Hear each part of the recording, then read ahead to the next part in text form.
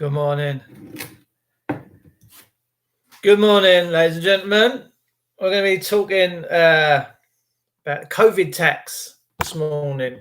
Yes. It would appear. Oh,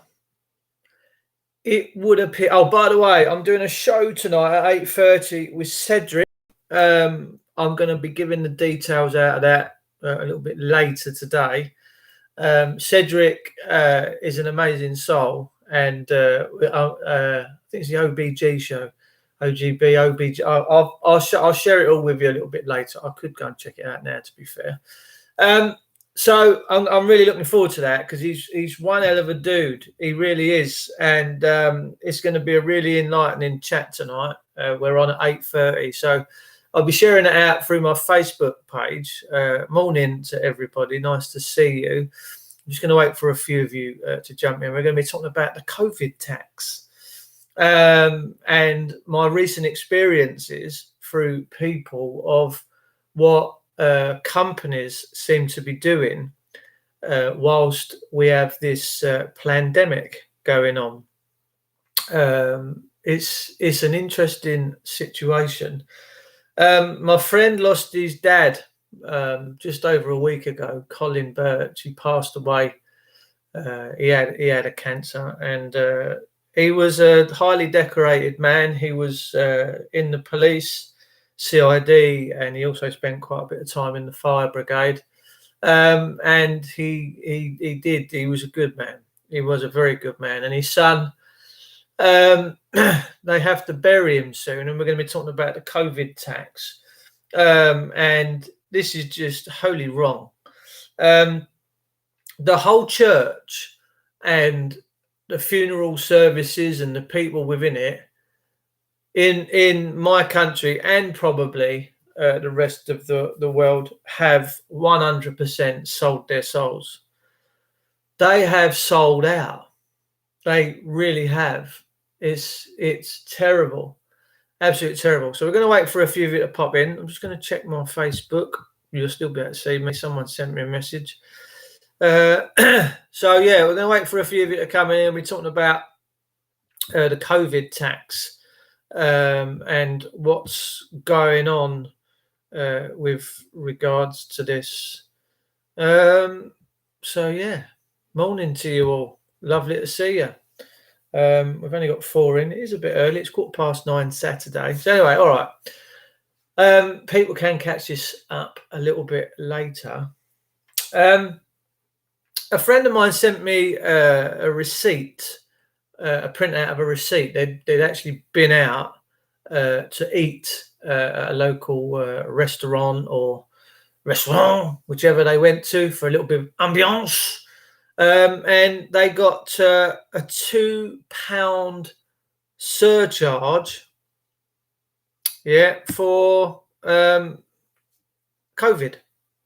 Morning, Cheryl. Hey, dudes. Well, I don't expect too many people to be up right now. I'm just over here with my joy cup of coffee. Where is everybody? I don't know. I think they could be in bed, unless I'm being censored. So I'm going to prove to you in a second that the whole church and funeral industry and that they've just sold out.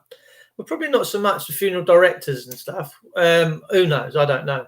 But the people that hold the services, which is supposed to be the church, right? It's just a business, right? What you got to understand now is that mankind, men and women, you're just a business. It's a rotunda.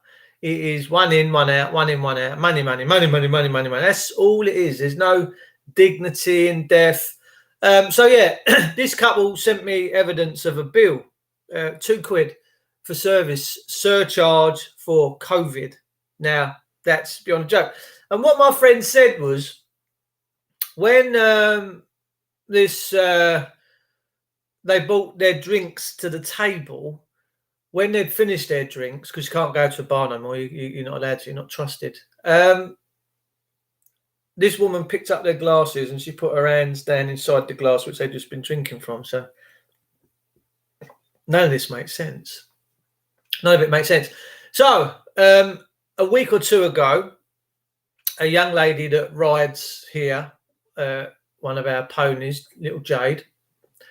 Her mother took her out to buy her a hat, a horsey hat with the metal bit in the top, and that's how she come off. She's not going to hurt a nugget.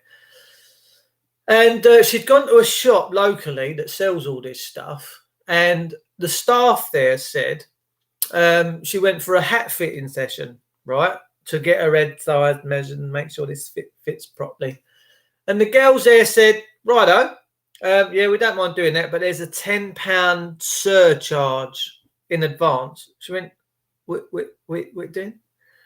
She went, yeah, there's a £10 surcharge you got to pay for a hat fitting because of COVID. So she was like just about to pay this 10 quid because people don't like being put on the spot, do they, and embarrassed that way. So she phones her husband, and we work together, me and my brother Mark. And he went, no. He said, to be honest, Dave, he said, I sounded a lot like you at the time when I was on the phone. He said, no, I ain't having that. Come out of there. So they went elsewhere and got one and didn't have all that interference. But the icing on the cake this morning, ladies and gentlemen, is my friend's dad, who passed away just over a week ago, Colin Birch. Awesome guy. Awesome guy. His son Russell has been told by the people that hold the funeral service that they're only allowed 30 people in the service, and there's no singing. You're not allowed to Tweety Pie. You're not allowed to sing for the joys of life and express your loveliness for your loved one. And why that bothers me is if people ain't allowed to sing because they're spitting when they're singing, is face masks, face screens, I don't know, some sort of spray mist that comes down from the heavens that stops its breath. I don't know, but no, you're not allowed to sing in church. But here's the kicker. He said, when they said you're only allowed 30 of you in for this service, but if you want to pay £250, you can have 50. So you can have another 20. All right. So do the maths. Another 20 at 250 quid. That's quite lumpy per head, isn't it? Yeah. And most people thing is they're not really in the mood for singing. They just want to cry and remember and get a bit reticent about their loved ones. Personally, for me, all those that are leaving their bodies right now and going back to spirit, I think they're getting a happy release because this world's become a little bit crazy. But it would appear that the Marxist, communistic people of this country now that run all these businesses have deemed it profitable, that have deemed it, let's have some money out of this. Let's have a bit of brass. Let's make misery whilst this happens. Now, look, people, the world has changed. And is it going to go back to any kind of normal? I don't know. I don't think so. And I think this new abnormal will become the normal. I'm in Canterbury. I can't even say that. Canterbury for VJ Day. Where are you, darling? Paul Anthony French. Where are you? Give me a pin drop. I want to find out where you are. So yeah, you've got to pay now. A lot of these things now, it's all COVID related. But the world's changing. People are struggling. People haven't got what they usually have. My guy that I work with, he said that his work between him and his missus in the last Thailand, blimey, fair play. God bless you. Since it's been locked down, since whenever it was, they've lost combined about 12 grand between the family, which is, when he's bringing up 2 kids, is quite significant, isn't it? I don't know what it's going to take for the people to kick back. No, I don't. I mean, I think this government is personally just taking a romping. It's just romping people. Now, I went to the courts quite a few years ago, Royal Courts of Justice, and I went in there with Daddy Dragon, Graham Moore. And it was at a time where he crowdfunded, and they were putting these things called judicial reviews in. And to me, to be honest with myself, my own personal opinion is they're just a waste of fucking time, because you're just dealing with the mafia. You're dealing with the mafia now. All your law and that is dealt with by the mafiosos. They say, they hire, they fire, they say what goes, what don't go. But you have to pay. And I can remember going into this office where he put the application fees in about 600 quid or whatever it was, 800 quid. And the guy behind the counter taking the money was a robot. He was a dark-skinned fella, and I was trying to have a joke with him, and he was non-emotive. He was just like, it was like dealing with a fucking robot. I'm thinking, I don't know, is he part of mankind? What's going on here? So to me, when you have to pay for all this justice and stuff, yeah, that's you've been fucked up, mate. You've been your system, your country, your public servants have royally shafted you. Auntie Mandy, hello, sweetheart. So yeah, we've got COVID taxes now that the slaves have to pay for. My friend has got to bury his father. There's 30 people allowed into the service. But when he kicked off and said, no, that ain't enough, they said, well, if you pay us another £250, you can have up to 50. And I'm like, holy shit. How's that ever right? How's that when a family are grieving, when a family have lost one of their loved ones that they want to send off into the heavenly realms, they have to pay another 250 quid to comply with the orders of these people that are doing the church services. Well, just absolute shame on them. Shame on them. If you're part of that brigade and you stumble across my video, shame on you. Absolute shame on you. God, dear, oh Lord. What is happening? It's just wrong. Shirley Farrell, you're right, sweetheart. I don't know what it's going to take for the people to kick back. I just don't know. But one thing's for sure, the more that you take, the more people will resist. Aeon Parker, hello, darling. How are you? All this furlough stuff's going to be stopping soon.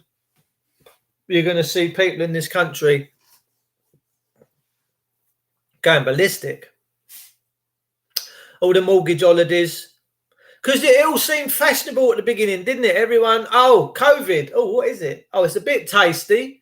It eats your lungs, drops you like a sack of shit. Oh, God. So we need you to wear a face nappy. But in all these inconveniences, we're going to pay you. We're going to give you mortgage holidays. We're going to do this. We're going to do that. We're going to furlough you. And when I first heard about the furlough scheme, when my friend told me that he'd had to let 4 of his guys go off to furlough, I thought they'd gone to the races. I thought they'd gone down to Epsom Downs or down to Lingfield Park. I'm thinking, what, are they going gambling, try and get some quids in? What's fucking going on there? I couldn't work it out. But when he explained to me, I was like, oh, okay, so they're off of work. They're not working. They're at home playing with their puppies. They're, out cycling, doing swimming, wherever what it is they're doing. But they're getting full pay or 80% of pay. He said, yeah. So I was like, oh, my God. I don't know how that's going to work out for this country in the future, but it's got to stop at some point, and it is due to stop. This furlough stuff is going to stop. But what most people have failed to realise in their naivety is this. Most of these big companies and companies per se are going to struggle now. They're going to be out of work. There's nothing around. I mean, we've had Richard Branson, Virgin Atlantic, that's gone into bankruptcy for whatever reason. I don't know whether Branson's involved in all this Pizzagate stuff. Who knows? But they're going pop. So the illusion is that people, once this furlough stops, if they think the majority of them are going to ring their employer up and say, righto, furlough's over, when do we go back? Because they've seen this as one big busman's holiday. They really have. And their bosses go, no, we've got nothing, mate. Oh, then you can't try and beg for benefits. Oh my God! I think at the end of this furlough and these mortgage holiday payments, and then the system comes in and reaps what it sows and starts taking all the houses and the kids off families. Fucking hell, excuse my French. I think things are going to get a little bit medieval in this country. So yeah, I mean, they're charging taxes now. The COVID tax for this pandemic scamdemic, and it is a pandemic scamdemic. Make no mistakes about it. I said to my mate Chris yesterday, he turns up, he's come past in his push bars, putting some solar panels up on the front of my garage. He shouts out, "Oh, hey, Dave." I said, "Hello, mate, how are you?" So he stopped the other side of the fence. He's not bothered, so I've carried on as normal. He said, "This ain't fucking going on." He said, "This ain't right." He said, who's throwing their dead out? I said, my words exactly. He said, "I follow a mate of yours." He said, "I think, Dave." He said, "His name's Chrissy Morris." He said, "He's a bald geezer." I went, "Oh dear." He said, "Yeah, he's a councillor, do you know?" I went, "Oh, is he?" I know Chrissy very well. And I was like, wow, the power of this media thing that we're involved in now is unbelievable. He said, yeah, he said, hell of a dude, and he said, he's giving it to him in the ribs. He said, we need people like that. I'm like, wow, that's just amazing. So we are making a difference in the world. We really are. I say I'm a babysitting morning, tuned in afternoons already. Morning, people that have slept. Yeah, I slept. I keep getting a little bit of cramp in my legs. I don't know what it is of a night time. Yeah, so yeah, £2 surcharge for having a meal for COVID, the COVID tax. My friend tried to get charged £10 for a hat fitting service due to COVID for a horse riding hat.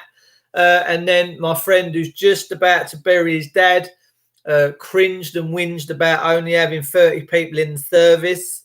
Personally, I'd boycott all these things. I'd just boycott them.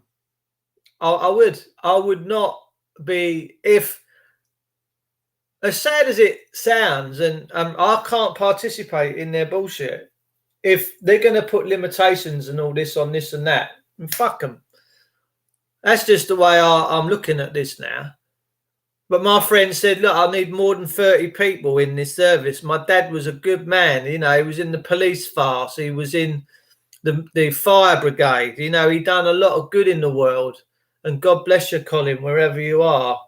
But they've said, well, we can let you have 50 if that's all right, but we're going to charge you 250 quid. If you want to pay us, the mafia, 250 quid, we'll let you have another 20 people in. He's raging. He is absolutely raging. So we got a COVID tax now. It seems fashionable. And who would do that when a country's hardly working? Country's come to a bit of a standstill. Everyone don't really know what's going on. Everyone's come to a bit of a standstill with all this COVID. They're all looking around going, oh, I'm not fucking sure about this. What's happening? And you've got these institutions that should know better. The church itself that's monetized itself, that is in direct violation to God's law. But yeah, they're more than happy. Yeah, no, bring another 20 in. 250 quid. For what? The hall holds the place. You're not putting no more heat in it. It's summertime. Why the fucking hell would you charge someone 250 quid to have another 20 people in this time of grief? You scumbags. They're scumbags. Sorry, my country's run by scumbags. They really are run by scumbags. I can just imagine the clergy at the back divvying it up afterwards. Little Satan's pennies. Give me, I want a tenner out of that. Disgusting. So you've got the COVID tax now, ladies and gentlemen. We've got the COVID tax. I don't know what the weather's like out there, Pointe French, in Thailand. You've been out here a while, son, haven't you? Here we've had our I think we've now had our 5 days of summer. And I think we might be descending into, but who knows? It's only mid-August. I think that could have been the last heat wave we've had for this year. And we've just had some really lovely weather, but it's been very muggy, very, very, very sticky. And it's cooling down a little bit now. But it does show glimmers of maybe brightening up. It does. But, you know, look, that's just got me for people to be cashing in on people's grief and loss of a loved one, and just wanting to wish their loved ones well in the afterlife, and have a little service and maybe make themselves feel a little bit better. But oh no, you can do, but you got to pay the mafia. You've got to pay. You've got to pay. Come on, pay up, scumbags. I don't get it. Frankie Roberts, hello, Gorge. Jason Wills, all right, son, you've retracted your message. What was that all about? Did you get a bit feisty? Yeah, COVID tax. Not only have we now got the virus that's uber intelligent, that jumps from 2 meters to 1 meter, that you can go and you can't go into a bar now without it, but you can take your mask off if you're having food and drinks. They're making this shit up as they go along, ladies and gentlemen. It's just all about control. How long before we take the gates down, mate? That is my dying wish. You know what I'm talking about. That is my wish in this life, is to see and witness the gates of Downing Street